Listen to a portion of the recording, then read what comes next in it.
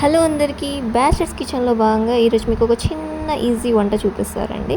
తాలింపు వేసుకోండి, అందులో ఎల్లిపాయలు వేసుకోండి, పచ్చిమిర్చి, ఉల్లిగడ్డలు, కరివేపాకు అన్నీ వేసుకొని మంచిగా గోల్డెన్ కలర్లో వచ్చేటట్టు చూడండి. దాంతోపాటు ఒక చిన్న బిర్యానీ ఆకు వేసుకోండి, ఫ్లేవర్ కోసం చాలా బాగుంటుంది. అలా సాటే అయిపోయిన తర్వాత ఆలుగడ్డ, ఇంకా మీకు ఏ వెజిటేబుల్స్ కావాలని వేసుకోవచ్చు, క్యారెట్, బీన్స్ కూడా, టమాటా కూడా వేయండి. కొంచెం మగ్గాక ఈ పప్పు తెలుసు కదా, దీన్ని మైసూర్ పప్పు అంటారు. ఇది అన్నంతో కలిపి ఒక్క హాఫ్ అన్ అవర్ ముందు నానబెట్టండి.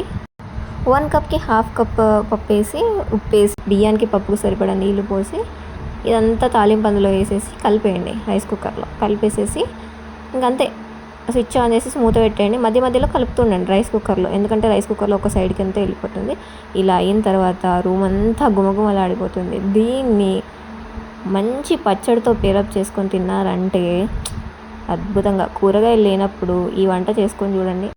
మామూలుగా అందరూ కిచిడి పెసరపప్పుతో చేస్తారు, నేను మాత్రం ఇలా మైసూర్ పప్పుతో చేస్తాను అనమాట.